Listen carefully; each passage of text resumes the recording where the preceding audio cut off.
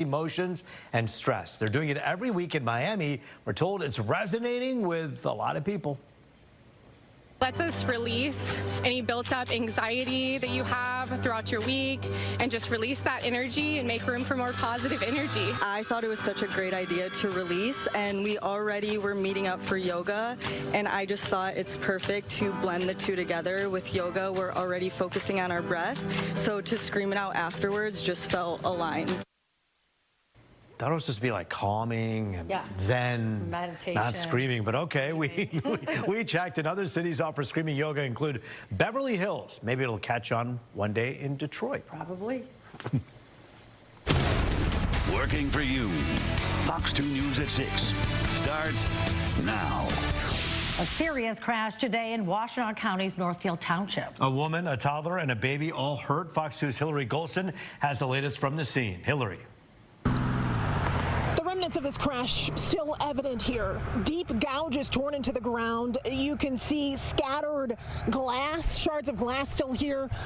This fence just splintered over, leaning over as a result of this collision involving two vehicles.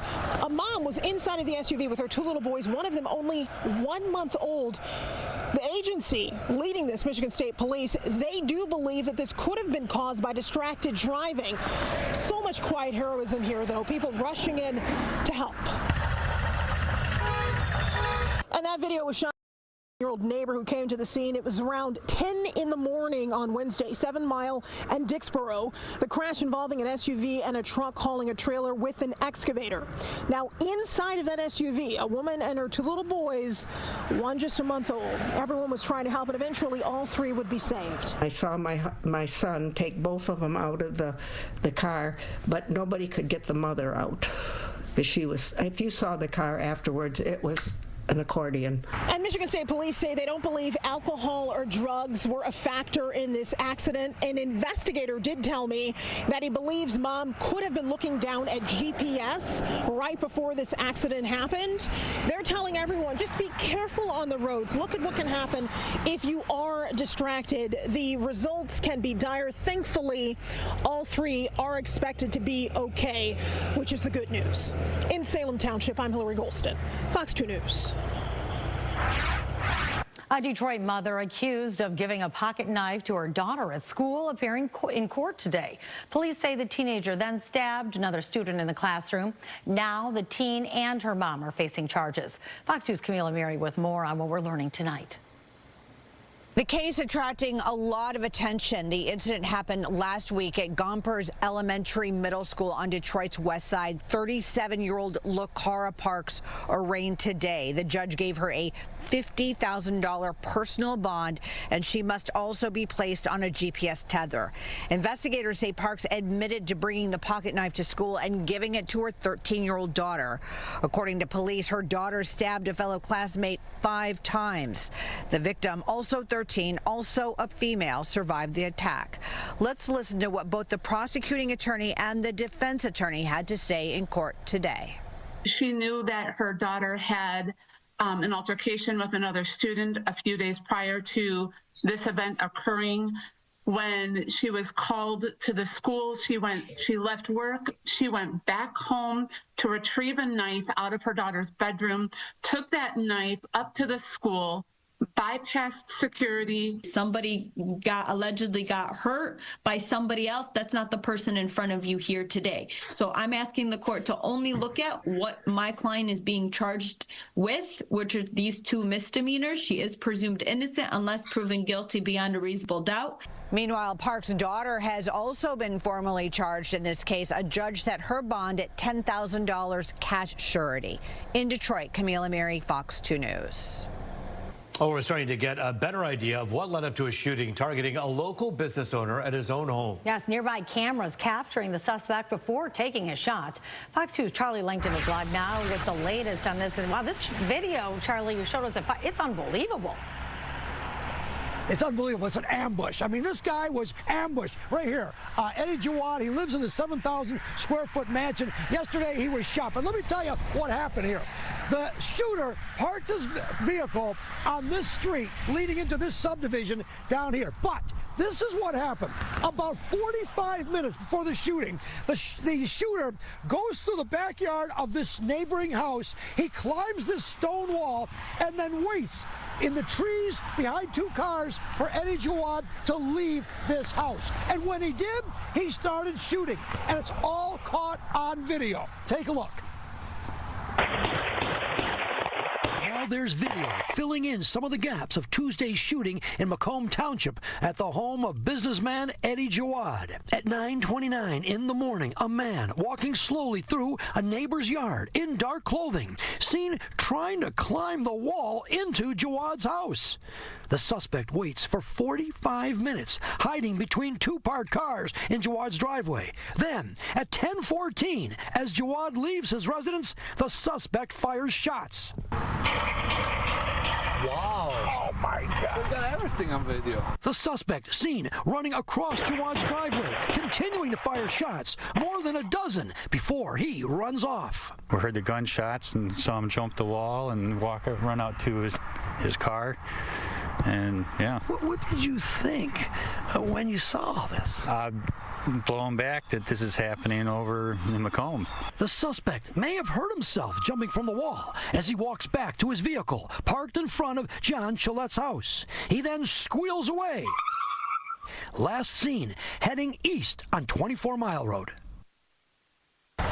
All right, this is the 24 Mile Road right here. That is east, and that's the last time that black car was seen. Now, back here, we were just, Macomb Sheriff was just here because they're doing extra patrols around Eddie Jawad's house and the neighborhood here. But as of right now, the shooter is still on the run. And a quick update. I just talked to a family member here who talked to Eddie Jawad. He is doing okay. But again, the shooter still on the run, and a lot of questions to be answered. I'm live here in Macomb Township. Taryn, I'll send it back to you. Well, we know that Mr. Jawad has spoken out. You mentioned even yesterday about the Sheetz gas stations, and perhaps he had some enemies out there. Does he know, or has he at least told police who he thinks may have tried to target him? Well, we've been trying to talk to him and see if we can find if he's got any enemies. You know, he was very controversial in the Sheetz. He owns a lot of gas stations. He spoke, as you saw yesterday, about he didn't like the Sheetz. But I don't know that it's got anything to do with the Sheetz. I did take a chance to talk to the sheriff. They're right now, I guess everything is on the table. But this was a hit. I mean, this was a planned hit. The guy planned what he did. He knew the lay of the land. He just... he's got a lot of questions to be answered. We're talking about an attempted murder here. Over a dozen shots fired at a target.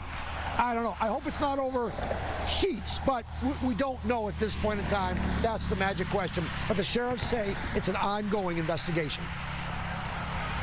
Thanks, Charlie. All right, Rich. Rich is back, and it's been it's just like he said. A cooler day, a cooler fall day, and we knew it was coming sooner or later. Well, and he was out shooting some scenes for Tribute to the Troops, which airs in November, which means that we're already kind of marching towards that already. That's right. That's a Veterans Day special that we do, but we were down at Willow Run today. Great time down there. We had some sprinkles and clouds early this morning, and then that weak system kind of fizzled out. You can see still some lingering showers near Chicago down into south central Illinois, but for us, skies are clearing nicely. We're going to have lots of stars out there just in a bit. 62 for us, 59 Lansing. Look at Port Huron, cooler there at 55, 53 up at the tip of the thumb. Once again, live pictures along the Detroit River. Boy, looks nice. A light breeze, plenty of sunshine, and we're going to see temperatures dip into the upper 30s to near 40 degrees. So a lot of us are going to be down near 40 before we get to sunrise. Here's the 3-day forecast. Bright tomorrow, more clouds on Friday. Now look at Saturday, up to 75 degrees, some evening showers, and then a better chance for wet weather on Sunday. We're going to check it out for you in the 7-day coming up in 10. Taryn, back to you. Thanks so much, Rich. Well, tonight, the two candidates still fighting to be Detroit's next mayor will share their vision for the city on the same stage. Mary Sheffield and Reverend Solomon Kinlock will face off in a debate. Fox News' Ingrid Kelly is live tonight with a preview. Ingrid. Yeah. Hey, good afternoon, guys. You know, Detroit voters, they have a lot of concerns. They want housing for the homeless. They want crime reduction. But the bottom line is that these voters say they want the city of Detroit to continue moving forward. Mayor Duggan did a wonderful job. in building the city back up and bringing the city back. So we need someone that's going to keep that momentum going. Who will be the next mayor of the city of Detroit? It's all about leadership. Detroit City Council President Mary Shedfield and Reverend Solomon Kinloch Jr. will plead their case during their first one-on-one mayoral debate Wednesday evening. We can't stop. We can't get stagnated. Shedfield took the top spot after the August primary. Kinloch came in second. Voters say it's crucial that they address key issues during Wednesday's debate. We get more town meetings with the citizens of Detroit and find out what their issues are. This Detroiter wants to know that Detroit's next mayor will have a voice in the nation's capital. Somebody that can go up against Trump and pull more resources to the city. Political analysts say the candidates should use this debate to set off fireworks. This has been the most boring election in a while, especially mayoral election. There's usually fireworks. Political commentator Adolph Mongo believes the candidates need to move the needle and create sparks to get voters to the polls. And they haven't done it yet. And they've been articulate, and they've been to the point that, yeah. But they haven't been that tough, angry candidate saying, listen, you got to answer to some of your actions. That's what I want to see. And could this election be historical if voters decide that a woman should lead the city of Detroit? We never had a female mayor, so we need to give them a chance as well. And although many Detroiters may know who they plan to vote for, political analysts say these debates help those who are undecided. I think there's quite a few people that have it. So the debate might make a difference. Back out here live, you know, there's only 3 weeks until that election, and these candidates, they hope their message is well received during this debate. Back to you in the studio.